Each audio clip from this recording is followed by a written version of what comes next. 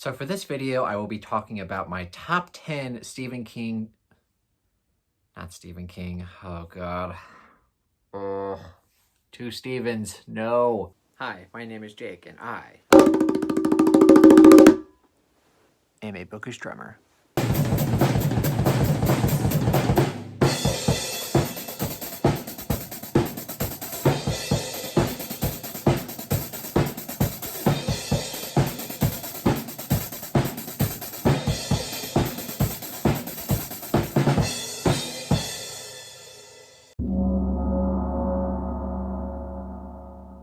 So for this video, I will be talking about my top 10 Stephen Graham Jones books, with the caveat that I've only finished 10 Stephen Graham Jones books. I started reading Stephen Graham Jones last year when I read The Only Good Indians. That was my very first book that I read by him, and I loved it, and then I just wanted to get all of his books and start reading them, and I've read 10 of them, and I do have about 5 more on my shelf that I haven't quite gotten to.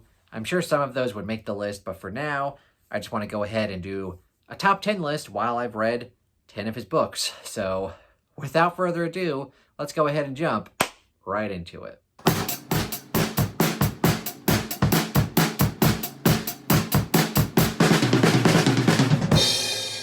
And for number 10 on my list, I'm going to have to go with The Last Final Girl. This is probably my least favorite from Stephen Graham Jones that I've read. But even though it is coming at the bottom of the list, I still enjoyed it. I gave it 3 stars. Also, if you want more of a dedicated review for this, I also did a dedicated review for it for the Stephen Graham Jones month that Amanda from the Reading and the Writing Life did on her channel for like 30 days of Stephen Graham Jones reviews. I'll leave that video and that playlist down below. So I've already done a dedicated review for this, so I won't go into too much detail. But essentially, I went into this book very excited because obviously with the title like The Last Final Girl, you expect to get a pretty good thriller, or a slasher, I mean. And you do get that, but there's also kind of a gimmicky thing. At least it felt gimmicky for me, and that the book is written as if it's a movie and it's like a script almost, where like you don't get necessarily prose, you get basically like what the camera is viewing and like what the characters are seeing and like what the camera is showing you. So it's written kind of like that, and at the start of it, it was pretty fun, and you do get a lot of humor in this book. But for me, about halfway through the book, and it's relatively short, I got kind of tired of that gimmick. Like, again, I keep using that word. It felt very gimmicky to me. And by the time I got to the end, I was like, okay. I did enjoy it, but I think this could have been a better novella. Like I said, I got over the gimmick about 100 pages in, and after that, it kind of wore off. The magic kind of wore off for me. But yeah, I still really enjoyed it. I would, however, give it 3 stars. Probably my least favorite Stephen Graham Jones that I've read so far.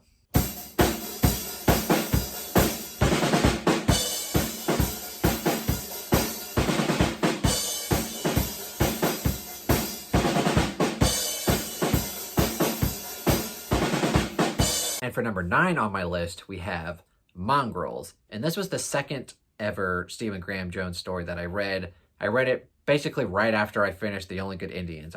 I went out and bought this, and I read it very quickly afterwards, and I really didn't enjoy it nearly as much as I did The Only Good Indians. Again, I would give this book 3 stars. Again, not bad, just not on the top tier for Stephen Graham Jones for me. And this one is about werewolves, and the main character is, I think he's like a teenage boy. Can't quite remember, but he's struggling with, becoming a werewolf and like his family of werewolves. And for me, like that part of the story was interesting, but every other chapter we get like this random perspective, and you don't really figure out like how it all ties in together until the very end. And for me, like every time we got to that part of the book, I got really sucked out of the story, and I really didn't get it. But I did really like the parts with the actual main story. And then probably my favorite part of this book is at the end with the author acknowledgments. Stephen Graham Jones goes to the detail about why werewolves and werewolf stories are important to him. And that was honestly my favorite part of the book. But yeah, it is one that I would probably go back to just to see if I would enjoy it more the second time. But for right now, I give it 3 stars, and it's number 9 on the list.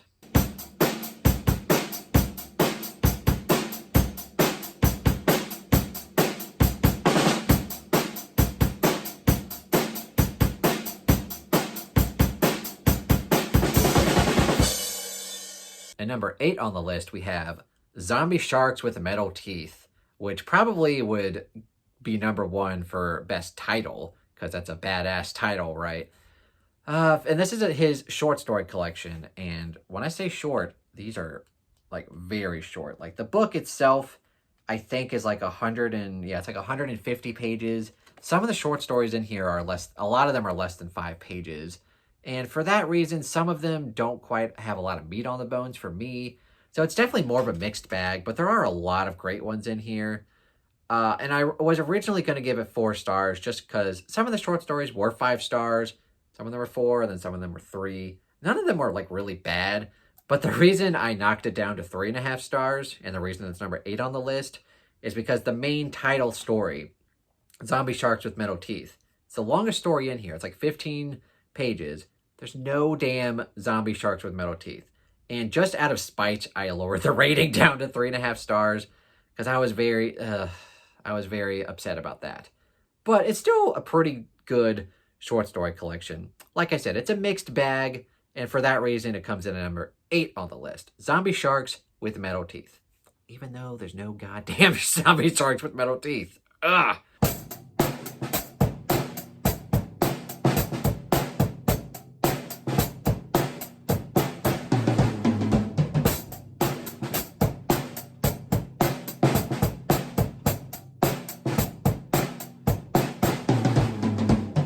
And speaking of zombies, for number 7, we have Zombie Bake Off. And this one I would give 4 stars, and it's just a very fun book. A lot of the times with Stephen Graham Jones stuff, you can kind of read it on surface level, but you can also definitely get some kind of theme that he's going for. With this book, I don't think he was going for any kind of theme. It's basically just what it sounds like. It's basically like a B horror movie written as a book. It's very fun. It's very exciting. Basically, just it's zombies at a bake-off, and people get locked in with a bunch of wrestlers, and it's got all that craziness going on. It's very quick. It's very fast-paced. It's very fun. This would probably be a fun Stephen Graham Jones book to start out with, just because there is a lot of violence, but also it's very playful in nature, and there's not a lot of like I said, not a lot of like serious thematic stuff happening. It's just a very fun time. And for that reason, I'd give it 4 stars, and I would put it at number 7 on the list.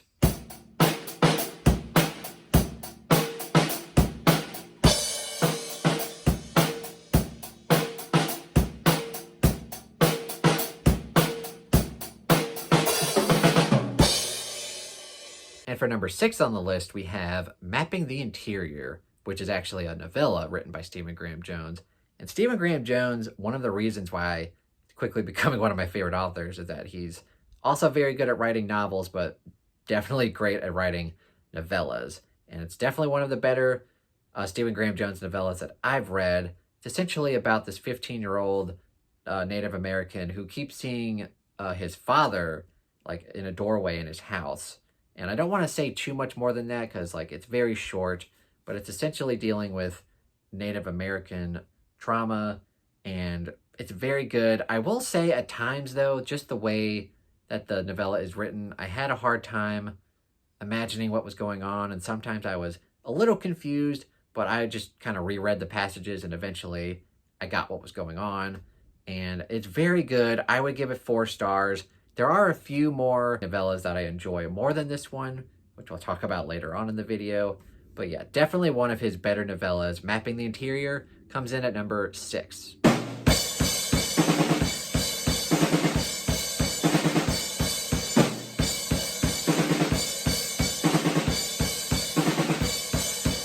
All right, now we're into my top 5 Stephen Graham Jones books. And coming in at number 5, we have 3 Miles Past, which just like The Last Final Girl, I also have a dedicated review for this, again, for the 30 days of Stephen Graham Jones. So I'll also put that down in the doobly-doo. And yes, this is a novella collection, and it's actually a collection of 3 Stephen Graham Jones novellas. And the first one, and again, these are novellas, so I don't want to say too much about them, and also just I have the dedicated review for it. Interstate Love Affair, I would give 3 stars. Very well written, but also kind of gross, like almost too gross for me. And it deals with a lot of animal stuff, so it kind of really got to me. The second one is No Takebacks. This one is pretty good. I would give it 4 stars. Pretty solid. It didn't really wow me too much, but I still really enjoyed it. And then the third one, this is where my real love for this collection comes in, is The Coming of Night. I love this novella. Probably my second favorite Stephen Graham Jones novella. 5 stars. Very weird. It's very gross, but in a funny way. It's hard to just read this. It's really good, especially if you like the weirder side of Stephen Graham Jones. And for that reason, it comes in at number 5 on the list. 3 Miles Past.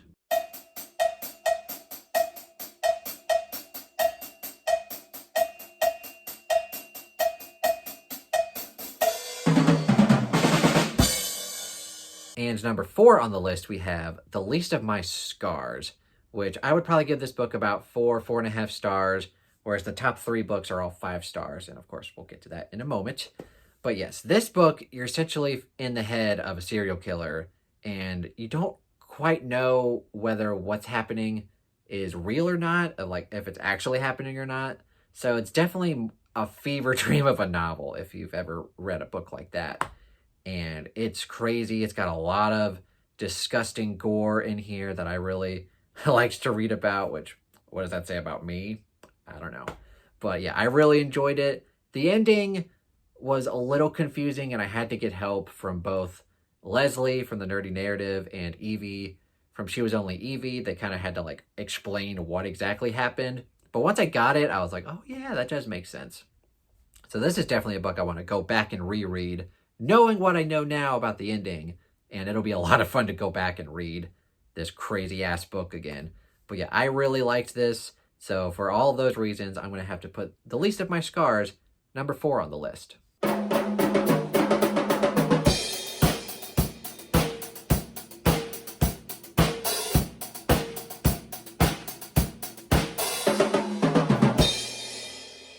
All right, now we're into my top 3, which they're all 5 stars. I love all of these stories, and they're very hard to rank. But for now, I'm going to have to go with this ranking.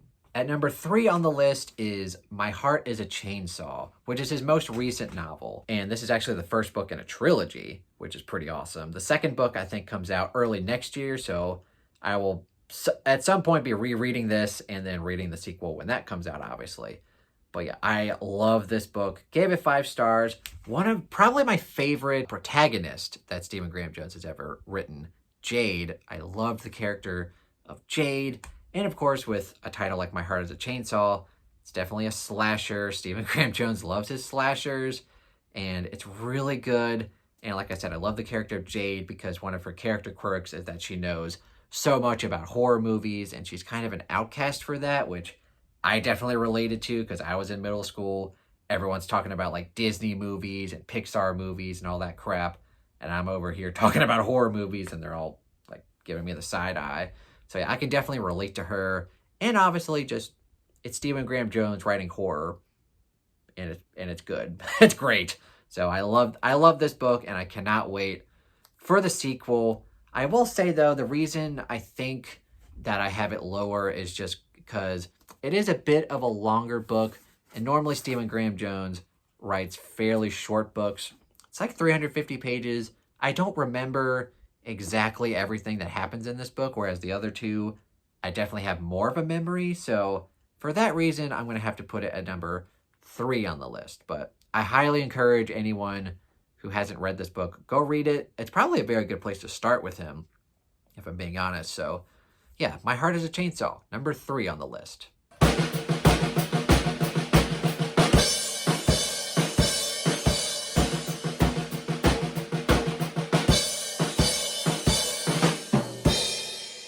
And now we're down to the top 2, and this was very, very difficult, but I'm going to have to go with number 2, The Only Good Indians. And of course, this is the very first book that I really heard about Stephen Graham Jones.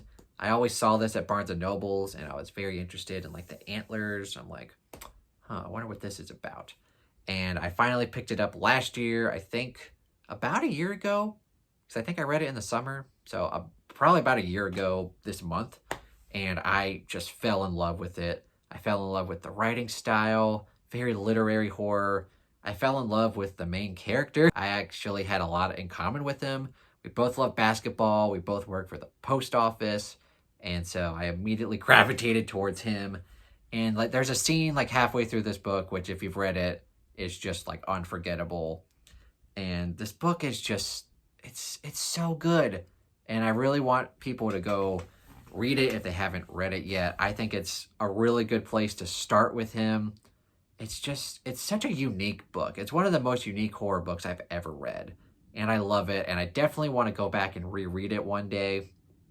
I love it so much. And for that reason, I'll put it at number 2. And it pains me not to put it at number 1. But for number 1, I'm going to have to go with Night of the Mannequins, which is a novella by him. It's so good. I loved this. I sped through it. And, of course, it's a novella, so it's already very short. But I loved every minute of this. It's perfectly paced. I love the characters. And I love the dark humor of this book. And I think that's something that Stephen Graham Jones does perfectly, is whenever he, like, intentionally has books that have a lot of dark humor, it's so good. And essentially what you get is these kids who, find this mannequin and they start, like, doing pranks with it, and then you get very early on, they try to do a prank with the mannequin in a movie theater, but something happens and it turns into the Stephen Graham Jones madness that we all love about him. And I don't want to go too much into detail, but it's so good. I loved every minute of it, and it's definitely one that I want to reread like every October, just because I can get through it very quickly and have such a great time with. So yeah, and again, I'm being very brief here, but I really don't want to say too much about it other than what I already said. Bunch of teenagers get a mannequin and they do a prank with it, and then something goes wrong and it goes in a very weird direction, and it's darkly hilarious, and I love it for that. So as much as it pains me not to have The Only Good Indians as my number 1 spot, I mean, they're both 5 stars, right? So it's very hard to choose one. But if I had to choose one right now, I would ultimately go with Night of the Mannequins. It's so good. I love it. So yeah, Night of the Mannequins takes my number 1 spot for my top 10 Stephen Graham Jones books of all time for now, because I haven't read all of them. So I'll probably update y'all when I read more and more, and hopefully eventually all of his stuff. But I'm assuming that my top 5 will stay relatively the same, because I can't imagine Night of the Mannequins, The Only Good Indians, and My Heart is a Chainsaw getting bumped down for anything. But you never know. I mean, I have a lot more to read by him, so you never know. Okay, so that is my top 10 Stephen Graham Jones list. And please let me know what y'all think of my list. Do you agree with some of these picks? Do you disagree with some of these picks? What are your favorite and least favorite Stephen Graham Jones books that you've read? Please leave all of those great comments in the comment sections below. And of course, if you enjoyed this video, please give it a thumbs up and consider subscribing to my YouTube channel and the Bookish Drummer Discord. And if you'd like to further support me financially, go check out my Patreon page and see what that's all about. But anyway, thank you guys so much for watching, and have a terrific day.